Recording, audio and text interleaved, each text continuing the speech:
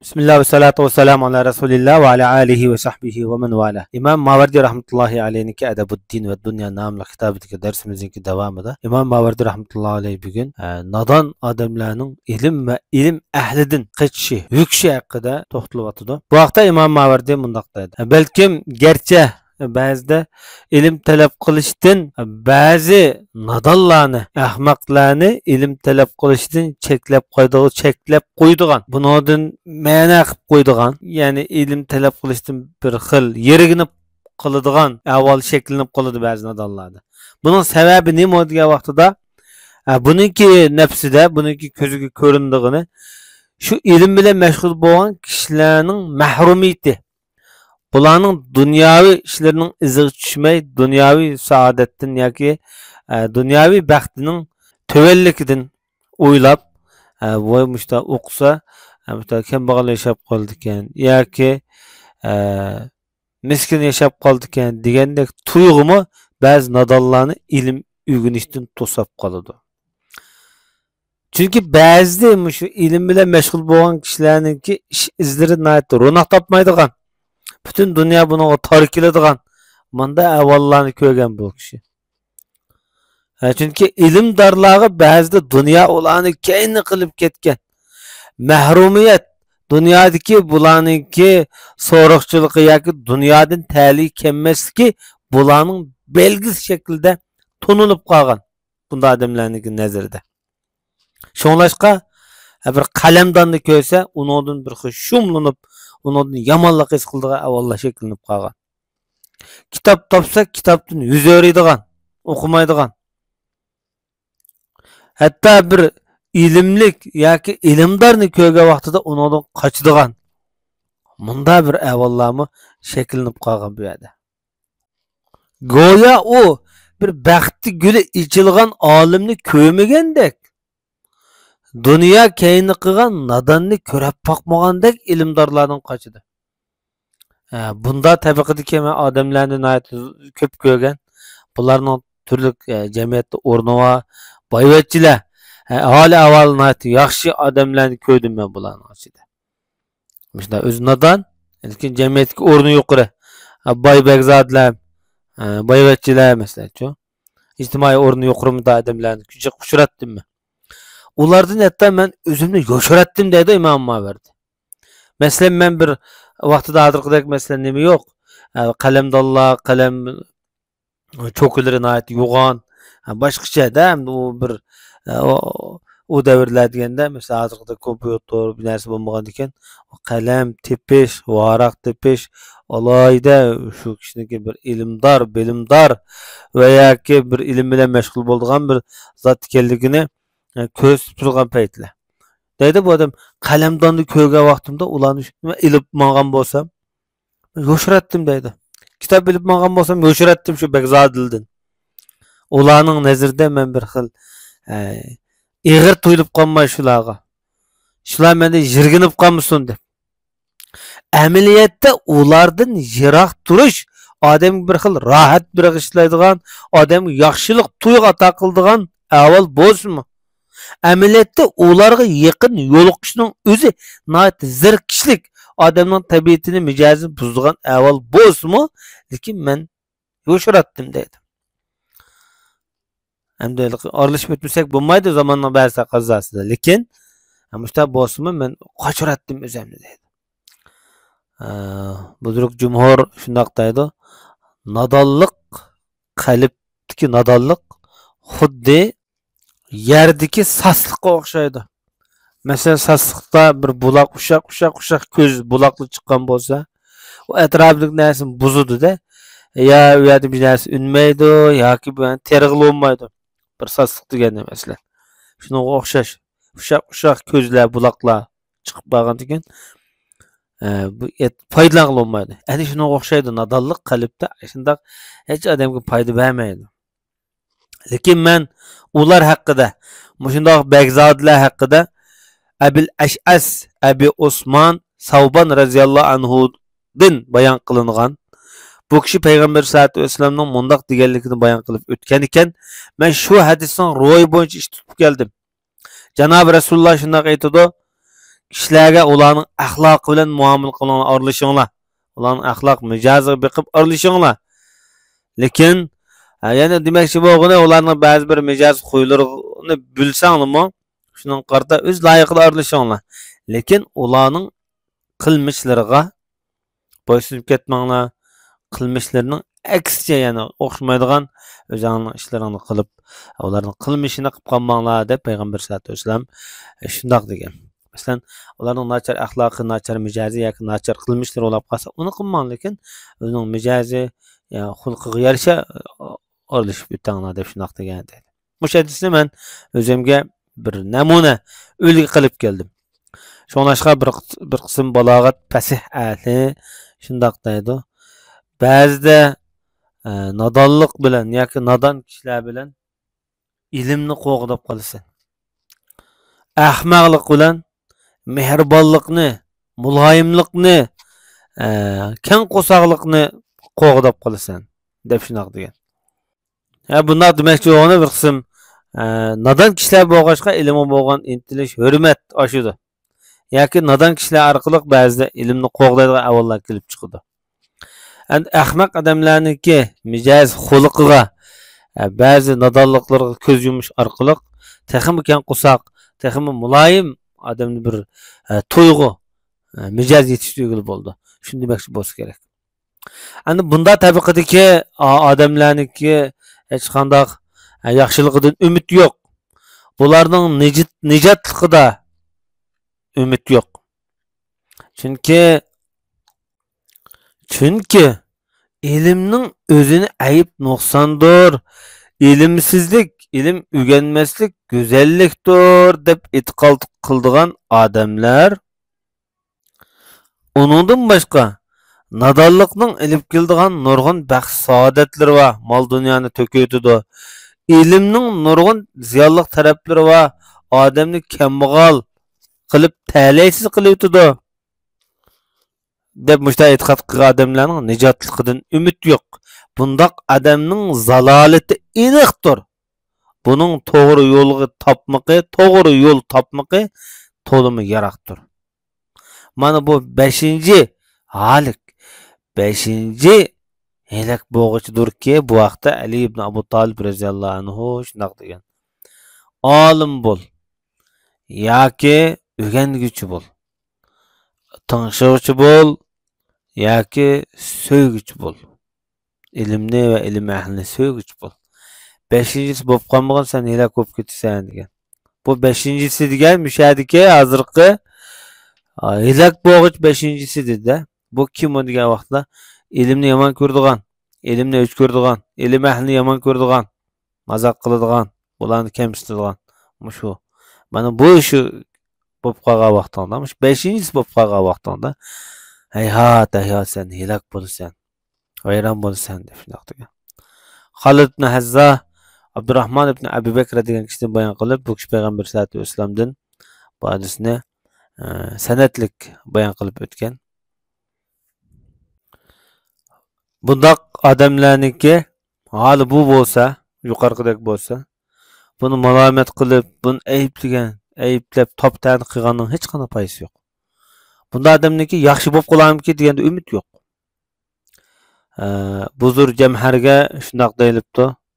Nimishqa sizlar nodon, johil odamlarni ayblamaysizlar, koyimaysizlar bularga degan vaqtida biz bu odam javob berib bundoq debdi. Biz ko'rlarning ko'zidan ko'rishini yoki biz ko'rlarning ko'zini ichishga majbur emasmiz. Mukallaf emasmiz. Gaslarning qulqining anglishiga yoki anglaydigan qilishga biz mukallaf emasmiz degan. Demakchi o'g'ni bu yerda bunday odamlar ko'zi ko'r tursa, qalbi ko'r tursa, bu ko'rlikni biz ichishga majbur emasmiz deb shundoq demakchi.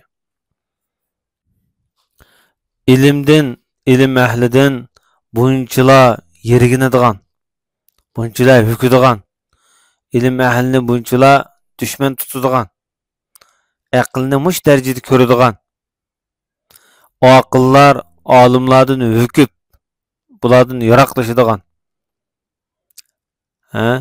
aqldor odamlarni dunyodan tali yo'q bechoralar deb o'ylaydigan, ahmoqni taleylik deb o'ylab oladigan odamlar bo'lib qolsa, sana yetar.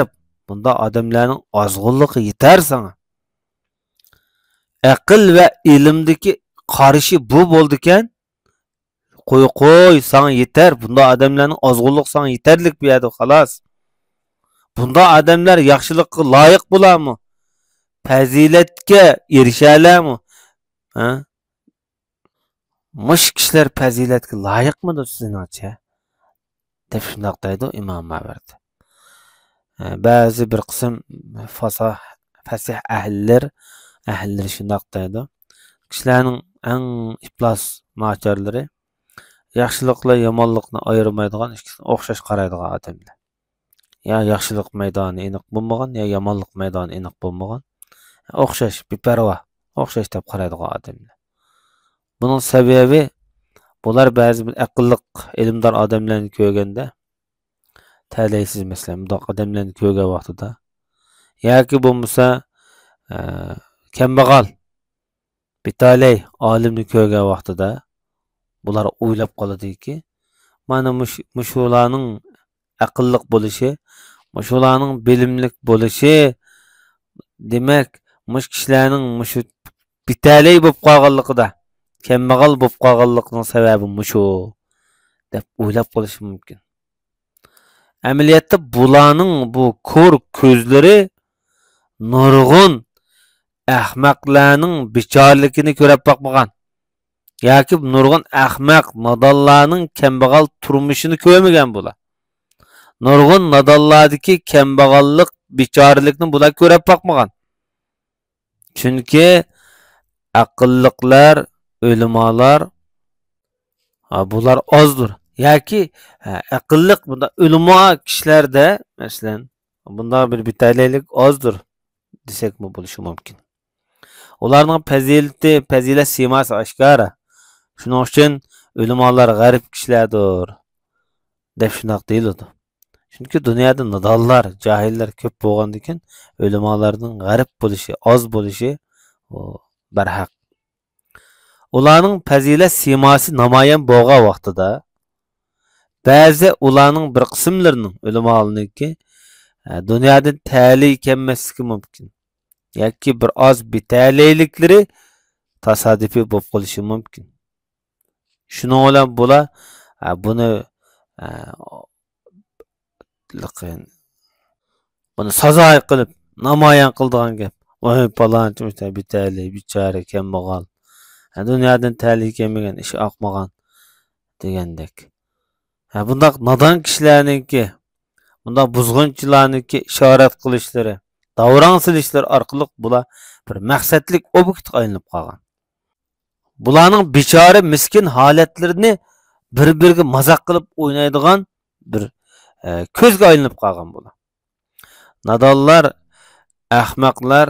Nodon ahmoqlar ularning bir alayda ko'zi ko'rinigidek chaqnog'idek xususiyatlari, fazilatlari bo'lmaganlikdan ham bular dunyodan ko'p salmoqni egallagachga ulardan boshqalarning ko'radigan ko'zlari yiroq turgan. Shuningga ularning bechoraliklari yoki bundoq ahmoq nodonlarning kambag'al bitalay turmushlari boshqalarning diqqatini tortqidek ko'zga chiliqmagan. Yoki bularni ayiblaydigan ko'zlar ko'rmagan. Chunki fazilati tuvan, arzimas bo'g'ashqa. Shuningga puldor va yoki talaylik nodonlar shundoq aytadiki, faqirlik va yoki turmushining noyati hala o'qitninki ojizlik bo'lsa, ilm bilan, aql bilan munosabatlik deb o'ylab qolgan.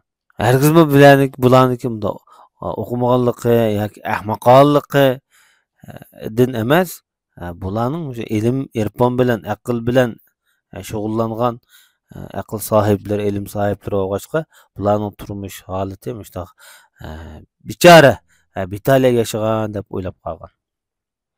Agar ulamolarning, aqillarning ahvolini tekshirib ko'rsang, Əməliyyatda ular az bolsunmu, onlarning ko'plarida ulamolar va aqillarniki az bo'lishi qarmay, ularning holiga sen sapsilib qarab baqsang, ularning ko'plariniki holi o'qiti yaxshi.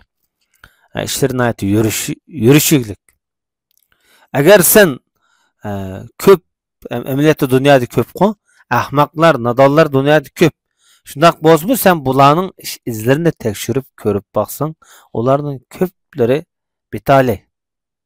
İşi oqtu nayeti cahit emez, turmuşu cahit emez. Muşta halette uçurtalaysa. Hem de Muş nadan ahmak adamlarning hal o'qiti shunda yaxshi bo'lib ketsa, mashhur bo'lib odamning ko'ziga chiliqib qoladi. Buning bunda ta'lil kelib qolganligi odamni hayron qoldiradigan bir ajoyib ish. Buning boy bo'lib ketishi odamni hang-tang qoldiradigan ish. Xuddi ana shunga o'xshash dаңliq olimning, aqlning kambag'al bo'lib qolishimi bir xil o'n bir odamga bir yot bir ish. Bunun qo'l ilkida bo'lmasligimi ajoyib avval. Demak, ishkilisi odamning diqqatini tortadigan bir avval. Burundan tortib kishilar mush ishlardan hayron qolgan. Mush ishlardan bir xil ibrat ilib tik yetemay kelib qolgan avvallarning biri mushu. Buzur Cemherga ayni vaqtida shundoq deyilgan.